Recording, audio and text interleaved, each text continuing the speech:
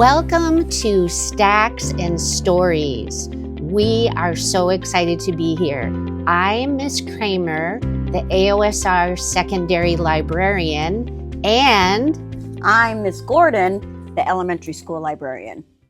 And today we're going to talk about why we started becoming so crazy about books, which later led to being a librarian. You go first. Okay. So I've been a librarian in many different schools. I started out as a K-12 librarian in Jeddah, Saudi Arabia. And then I went back to the classroom. And then after that, I was a third grade librarian, a fifth grade librarian, a K-6 librarian. And now I'm here doing 3-year-olds all the way to grade 5. So were you interested in books when you were a kid?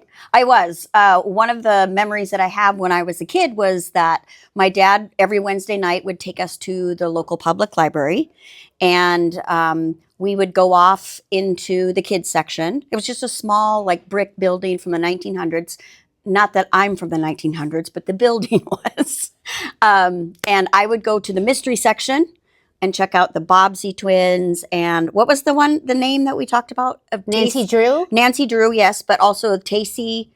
Carolyn Haywood? Yes. Betsy Tacy and yes, Ted? yes, those. Yeah. And then we would sit and read every Wednesday night. And then I would also go to the school library and I would check out poetry books, and my dad and I would sit together and read poetry. Our favorite poet was Ogden Nash. Oh, yeah.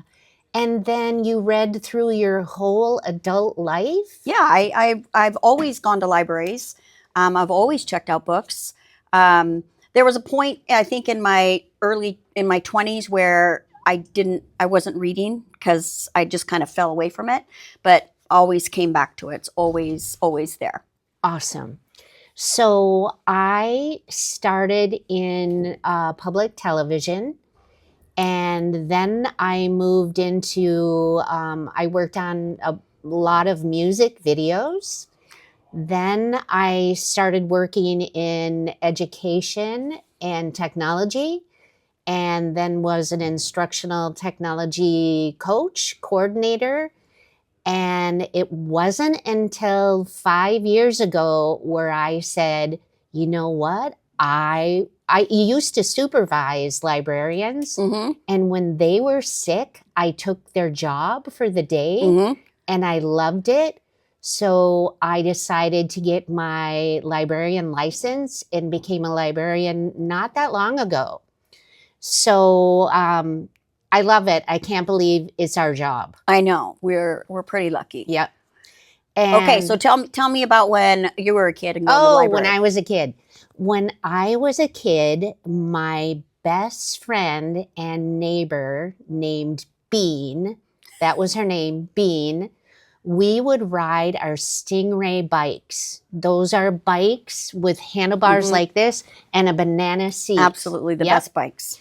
And we would load, we'd have baskets, and we'd go to the library. The limit was 13 books. We would load up our baskets, so we weren't even driving very well, and we would go back to her house, and she had the best beanbag chairs and air conditioning in the summer. So we would unload our books and sit in our beanbag chairs and read, and then we would say, like on Wednesday, how many do you have left? And then we would do it again and again and again. Mm-hmm. So that's where the love started. Right. And then throughout the years, I've always loved reading, and I've done book clubs, and to this day. Same. So, yeah. I was thinking when we were talking about doing this, one of the things that I always remember is the first book when I was a kid that made me cry, that gave me that feeling, those emotions that you want kids to feel when they read and adults to feel when they read. My book, do you want to know? Yes. Okay, my book was Where the Red Fern Grows. Oh, love that book. I remember I was in 5th grade. I had checked out the book. I brought the book everywhere with me. And we went over to a neighbor's house to play. And while my sister and our friends were all playing in the other part of the house, I was in the living room, sitting on a chair, bawling my eyes out Aw. because the book was so, like, it was such a good book. I mean, sad, but it was the first book that made me feel that way. And the cool thing is you leave the world when you have that Yes. experience. Yeah.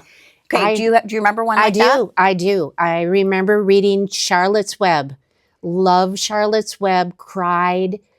I loved the book so much that actually Bean and I went to go see the movie. Oh. Her mom thought that my mom was picking us up. And so we saw the movie and we went to get picked up. No mom. We went to see the movie again. Still no mom. We didn't have cell phones. Right.